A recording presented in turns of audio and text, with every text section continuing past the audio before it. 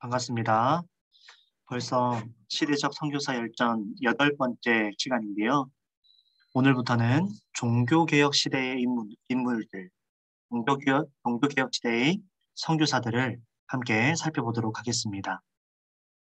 먼저 루터를 살펴보겠습니다. 우리는 루터에 대해서 종교개혁자 또는 신학자라고 많이 알고 있습니다. 그렇다면 루터가 선교에 끼친 영향은 전혀 없을까요? 루터를 포함한 종교 개혁자들이 이 선교에 미친 영향에 관해서는 일반적으로 부정적인 견해가 많습니다. 허버트 케인 교수는 개신교회의 선교가 생각보다 지체된 첫 번째 이유로 종교 개혁자들의 신학을 지적하면서 그들은 예수의 지상 명령이 원 사도들에게만, 성경에 있는 사도들에게만 해당된다고 가르치고 또한 그들 사도에 의해 당시에 알려진 복음은, 그러니까 성경의 사도에 인해서 알려진 복음은 세상 끝까지 완전히 전파되었다라고 주장하였습니다. 따라서 후세에 오늘날을 살아가는 우리 교회는 선교사를 파송할 의무와 책임이 없기 때문에 이 종교개혁자들은 세계 선교에 적극적이지 않았다라고 평가되어지고 있습니다. 또한 라토렛 교수도 로마 가톨릭보다 선교를 왕성하게 하지 못한 이유로 당시 개신교회는 수도원과 같은 선교 단체가 없었기 때문이다라고 지적하기도 하였습니다. 하지만 데이빗 보쉬라는 이 분은 이런 기존들과의 주장과는 달리 마틴 루터는 원 사도 시대에 성경에 있는 그 사도 시대에 지상 대명령이 성취된 것으로 보지 않고 오히려 로마 가톨릭의 영향권 안에 있는 유럽 교회에 선교사를 파송하는 일에 집중했다라고 반론을 제기했습니다.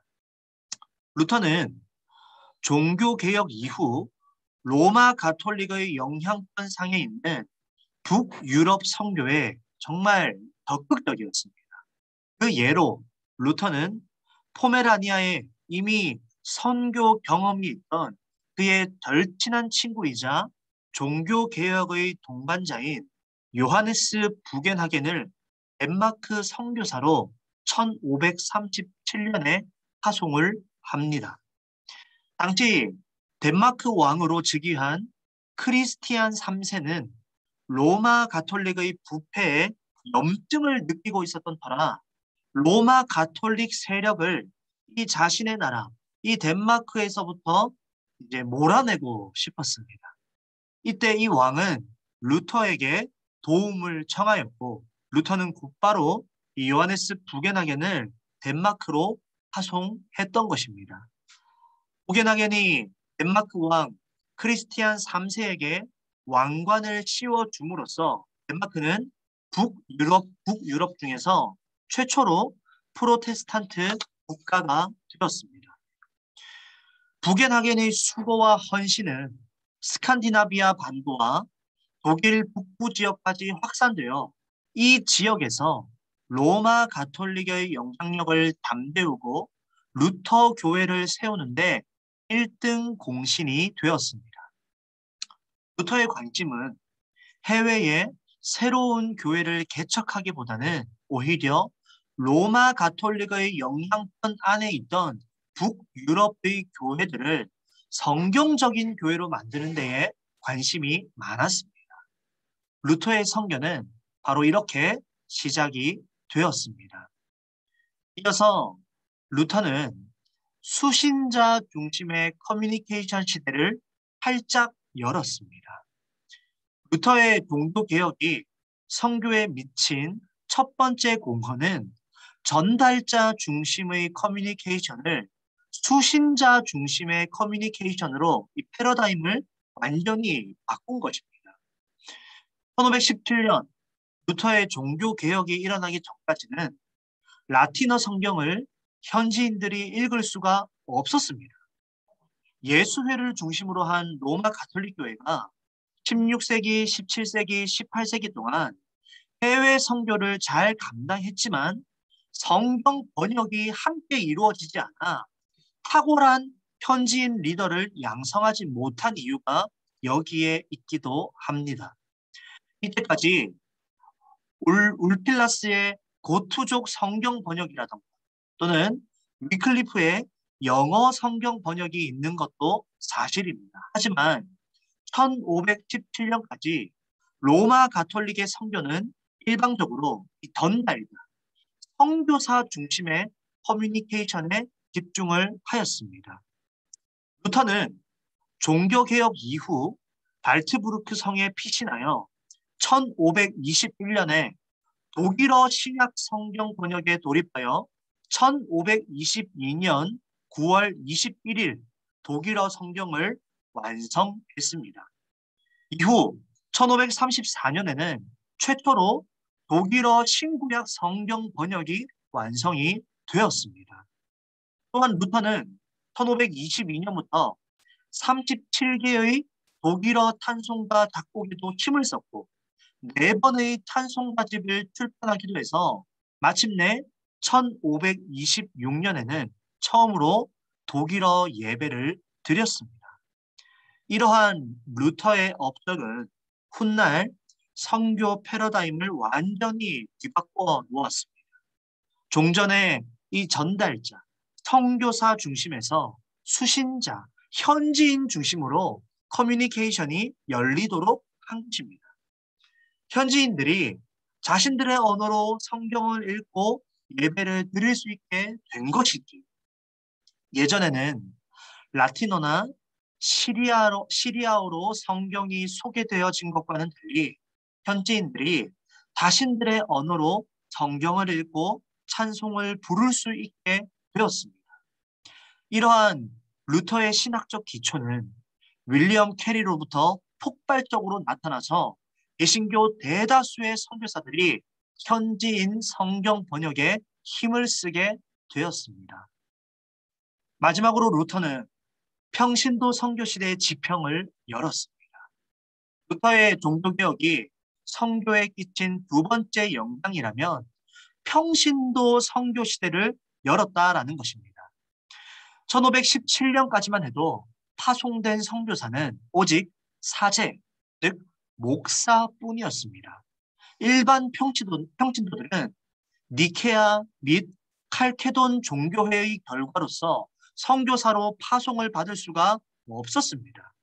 이 빗장의 문은 1000년이 훨씬 지나서야 풀리게 되는데요. 그 단초가 바로 루터의 종교개혁입니다. 루터는 1512년 신학 박사 학위를 취득한 후에 그 다음 해부터 비텐베르그 대학에서 교수로서 성경을 가르치게 됩니다. 그는 1515년에 로마서 1장 17절에 오직 의인은 믿음으로 말미암아 살리라라는 말씀을 통해 선행이나 고행이 아닌 오직 믿음으로 의롭게 된다라는 이신칭의를 깨닫게 됩니다. 루터의 이신칭의 신앙은 이 교회관을 완전히 뒤바꿔 놓았습니다. 중세 가톨릭 교회가 상의 하달식 조직으로 부패에 빠져 있을 때에 루터는 교회가 성경적으로 돌아가야 한다라고 주장을 했습니다. 그것은 모든 신자들이 제사장이 되어 개별적으로 하나님과의 만남을 통해 회개와 사랑의 은혜를 체험해야 한다라고 믿었기 때문입니다. 루터를 통해 만인 제사장 원리가 탄생한 것이지요. 루터는 제사장 원리를 통해 개인적인 제사장을 강조하기보다는 자신이 속해 있는 공동체, 즉 그리스도의 몸인 신앙 공동체를 위한 제사장이 되어야 한다라고 주장했습니다. 이것은 더 이상 계급주의적 제사장 제도를 용인한다는 것이 아니라 오히려 신자는 교회에 덕을 세우거나 유익해 하는 일에 협력해야 한다라는 뜻이었습니다. 루터의 만인 제사장 원리는 종전의 사제 중심의 선교에서 평신도 선교에 눈을 뜨게 해주는 촉매제가 되었습니다. 예전에는 사제들만 선교사로서 파송을 받을 수 있었는데요. 루터의 종교 개혁으로 인해 이제는 누구든지 하나님의 자녀가 된다면 제사장이 되어 선교사로 헌신할 수 있다는 교리적 기초를 나타나게 된 것입니다. 루터의 이 신학적 열매는 종교개혁 이후 280년이 지난 1800년에 윌리엄 캐리가 평신도 선교사인 마쉬만과 함께 한 위드와 함께 세람포어 삼총사 시대를 열어 위대한 사역을 함으로써 결국 이 빛을 발하기 시작했습니다. 그러므로 루터는 종교개혁자 또 신학자뿐만 아니라 그의 업적과 그의 노력으로 인해 선교의 지평을 연 선교사로도 불릴 수가 있습니다. 다음으로는 츠빙글리를 살펴보도록 하겠습니다. 먼저 츠빙글리는 왜 종교개혁을 했을까요? 루터는 자신의 내적 갈등과 이 범민을 1515년 로마서 강해를 통해 영적 대발견을 한 이후 2년이 지난 뒤에 종교개혁을 감행했습니다. 한편 츠빙글리는 자신의 내면적인 요소보다는 외부의 악한 상황들을 직시하면서 종교개혁을 실시했습니다. 로마 가톨릭 교회의 부패와 타락, 용병 제도의 모순, 신자들의 미신적 태도에 염증을 느낀 이 츠빙글리는 성경으로 돌아가기 위해 종교개혁을 실시했습니다. 따라서 이 츠빙글리는 루터에게 어떤 영향을 받아 종교개혁을 일으킨 것이 아닙니다. 츠빙글리의 종교개혁은 특별했습니다. 츠빙글리는 글라우스와 아이진델른에서 목회 경험을 쌓은 후에 1519년 1월 1일에 취리 교회 신부로 부임했습니다.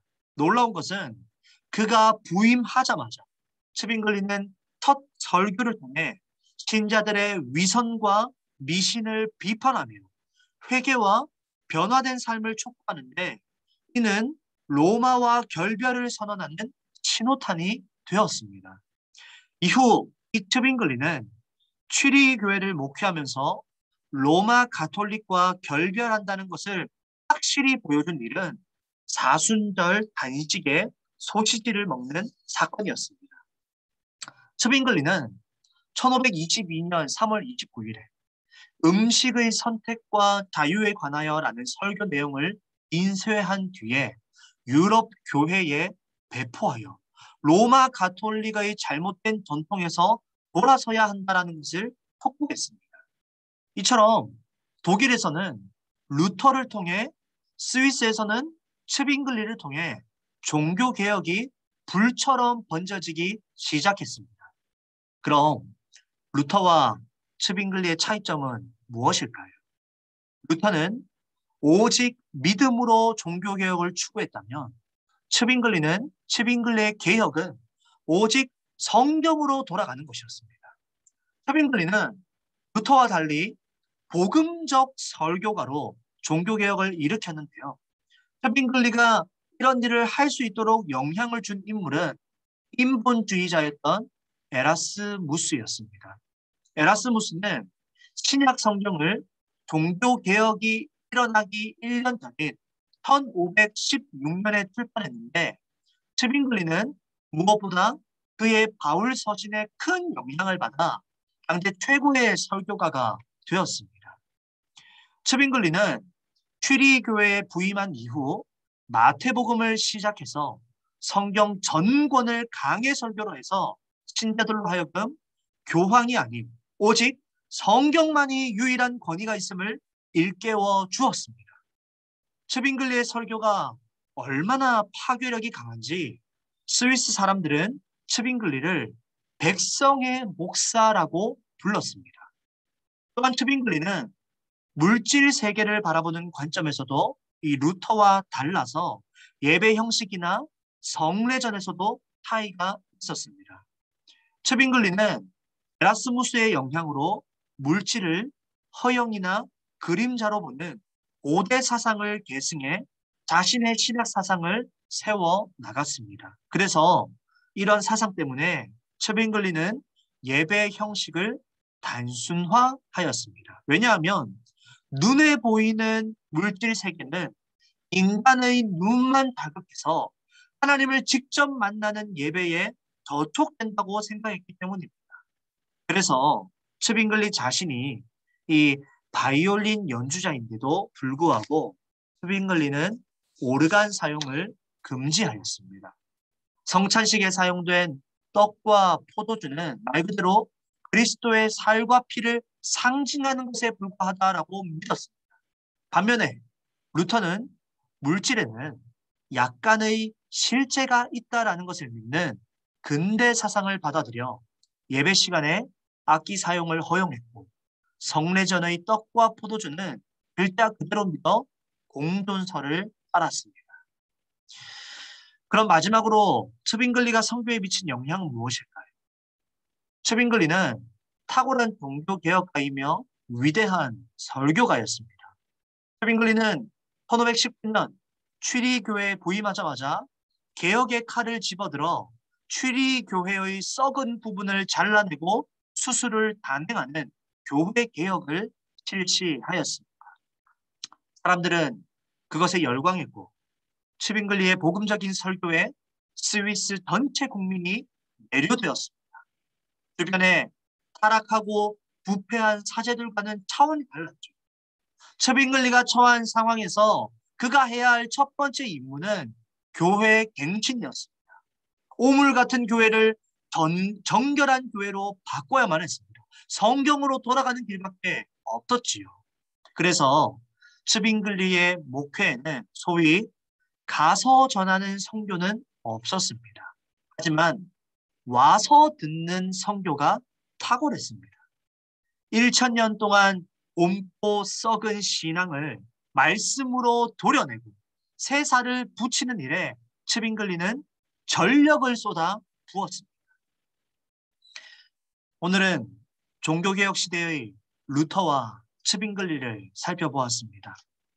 루터와 츠빙글리의 선교 업적을 살펴보면 우리가 흔히 아는 나가서 선교하는 방식보다는 그들의 업적, 성경 번역과 교회 내부적인 개혁으로부터 시작되는 선교의 모습을 볼 수가 있습니다.